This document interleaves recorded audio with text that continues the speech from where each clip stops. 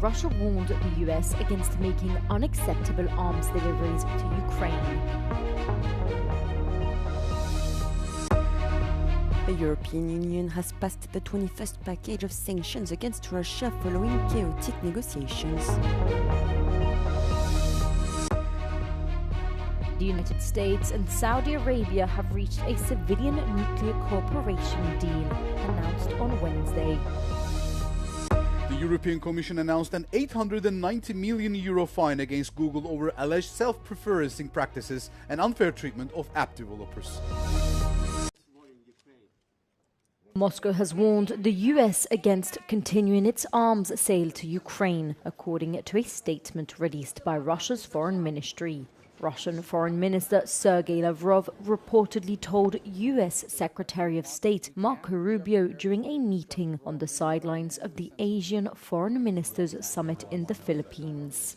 According to the statement, Lavrov briefed Rubio on the situation along the front line and said that continuing to arm Kyiv would be unacceptable. Lavrov also repeated Moscow's readiness to settle the conflict, as US President Donald Trump has shown support for Ukraine's long-range strikes against Russia, which have sought to target Russian energy infrastructure. On the ground, Russian authorities have said that Ukrainian strikes killed 4 people overnight across Russia and Russian-occupied territories. Meanwhile, at least 3 people were killed and 19 were injured following a Russian-guided aerial bomb on the eastern Ukrainian city of Pavlograd. As Ukraine's Air Force said, Russian forces had launched a ballistic missile, 5 cruise missiles and 168 attack drones at Ukraine overnight.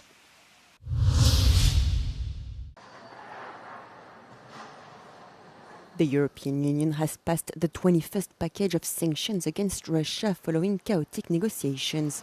After an earlier veto had initially delayed the deal, Greece finally secured an exemption to continue shipping Russian LNG to non-EU clients. The deal, reached on Thursday morning by ambassadors, freezes the cap at $44 per barrel of Russian oil for 12 months. We have succeeded in getting 20 sanctions packages over the line. Those sanctions packages are doing what they're supposed to do. They're hitting the Russian war economy where it hurts, and thereby, in an overall sense, supporting our efforts to help Ukraine. Additionally, the package blacklists more vessels from the shadow fleet. It also targets Russian banks, crypto and oil trading platforms, various metals found on the battlefield, as well as over 250 individuals and companies accused of supporting the invasion of Ukraine, spreading pro-war propaganda and enabling circumvention. The agreement is considerably watered down and raises serious questions about the influence of national economic interests in the campaign to cripple Moscow's ability to finance the invasion of Ukraine. An attempt to restrict imports of Russian fisheries was abandoned after Portugal and Germany voiced reservations, while Bulgaria succeeded in removing from the list Patriarch Kirill, the head of Russia's Orthodox Church, and Vagit Alekperov, the billionaire founder of Lukoil. The United States and Saudi Arabia have signed a nuclear agreement that would allow the kingdom to develop a civilian nuclear program. The Trump administration hasn't released the details of the deal, but the framework would give Saudi Arabia the ability to enrich uranium through its own facility. The agreement was signed alongside what they say are bilateral safeguards against non-proliferation. In a statement, U.S. Energy Secretary Chris Wright noted that the highest standards of nuclear safety and non-proliferation would be upheld.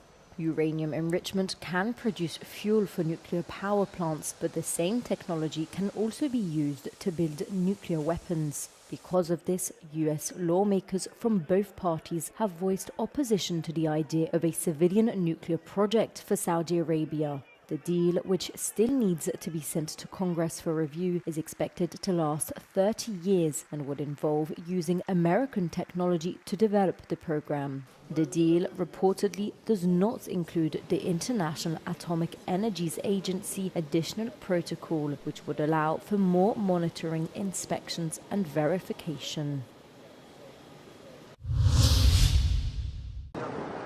Residents of Cotignac in Provence and nearby villages are in a state of panic as immediate full evacuation orders have been issued. Locals are facing a third day of wildfires, which are ripping through southern France, destroying homes and wildlife in their path. Police are driving through the village with megaphones telling locals to leave immediately and not stop for any belongings. Locals have been seen running for their safety, some carrying domestic family pets and others walking horses from their fields. Buses have been provided by authorities to transport anyone without vehicles to the nearby assembly point in Carcès. The latest outbreaks come after fires on Monday left around 60 homes destroyed and over 500 residents displaced or taking shelter with strangers who've opened their doors.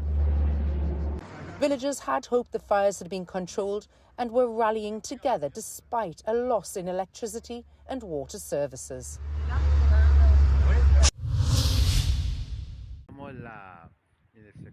The storm that has been battering Chile for over a week has left a trail of devastation in its wake. Agricultural crops have been destroyed, roads have been swept away by floodwaters, and the torrential rain has claimed the lives of at least 13 people. A further 60,000 are reported to be cut off. The storm has hit the north of the country in the normally arid regions of Coquimbo and Atacama. According to the government, around 2,800 homes have been destroyed by the rain, river flooding and mudslides. The Minister of the Interior has announced that the rains are expected to ease. However, he stresses that the danger remains high due to swollen riverbeds and ravines. On Monday, the President declared a state of emergency in the affected areas. This decision authorizes the deployment of the army, the restriction of movement, and the faster delivery of humanitarian aid. The European Commission announced an €890 million fine against Google on Thursday over alleged self-preferencing practices and unfair treatment of app developers as the Trump administration prepares a fresh round of trade duties. The penalty caps an investigation launched in March 2024 under the Digital Markets Act. The primary element, worth €460 million, addresses allegations that Google Search gave systematic preferential treatment to its own services, such as Google Shopping, hotels, and flights, while downgrading rivals. The remaining €430 million addresses accusations that Google prevented app developers from steering consumers toward cheaper offers or alternative payment systems outside its App Store. Beyond the fine, Brussels ordered Google to treat third-party services without discrimination and allow free developer communication.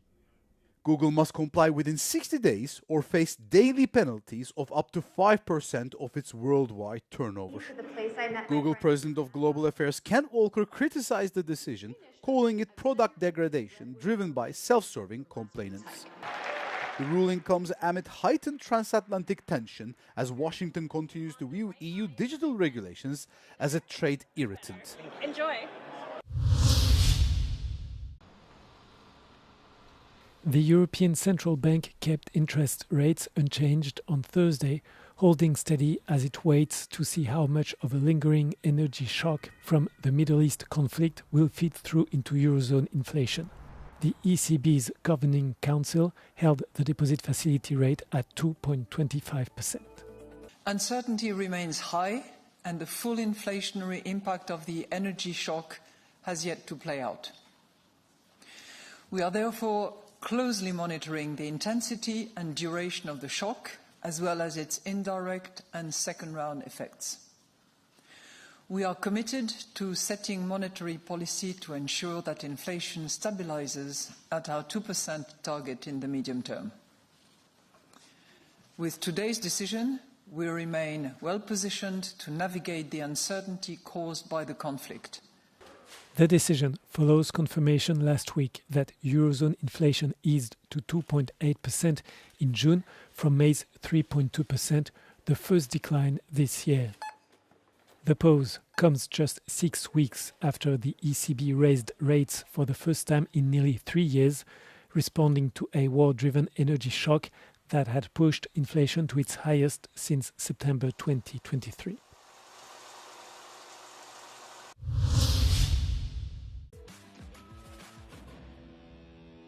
The future euro banknotes are taking shape, and this time European citizens themselves will have a say. European Central Bank President Christine Lagarde unveiled the 10 shortlisted designs on Thursday, from which the new banknotes will be chosen. From more than 1,200 proposals considered, two broad themes ultimately emerged as the strongest ways of representing the continent's identity. One focuses on figures who have left their mark on the history of art, music, science and literature. The other features rivers and birds as symbols of Europe's biodiversity and the need to protect it. Should the cultural theme be selected, the new banknotes would feature some of the most influential figures in European history, including Leonardo da Vinci, soprano Maria Callas, Nobel Prize winner Marie Curie, and Beethoven. Should the nature theme be chosen instead, the new banknotes would depict several European bird species, each shown in a river landscape alongside major European Union institutions featured on the reverse. EU citizens will be able to express their preferences between the two themes through a survey on the ECB's website. Once the winning design has been selected, the ECB will proceed with the technical stages required to produce the new banknotes, which are expected to enter circulation from the end of 2026.